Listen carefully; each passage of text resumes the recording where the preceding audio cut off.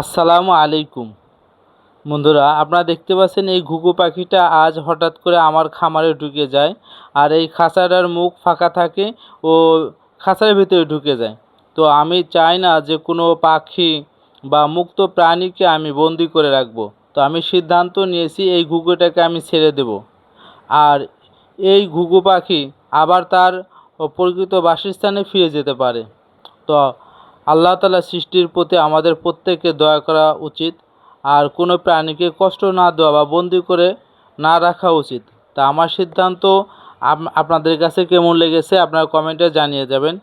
আর আমি এই ঘুঘু পাখিটাকে এই জন্য ছেড়ে দেব যে হয়তো ওর বাসায় কোনো ডিম অথবা কোনো বাচ্চা থাকতে পারে। তো আপনারা দেখতে পাচ্ছেন হাতে আমার এই ঘুঘু পাখিটা।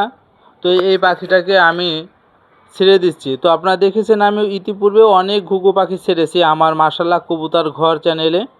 আর এটা মাশাআল্লাহ ফ্যামিলি ব্লগ। তো আমার ছাদ বাগানের এই দৃশ্যগুলো আপনাদের সামনে আমি ফুটিয়ে তুললাম। তো যারা আমার চ্যানেলটি এখনও সাবস্ক্রাইব করেন নাই, সাবস্ক্রাইব করে রাখবেন।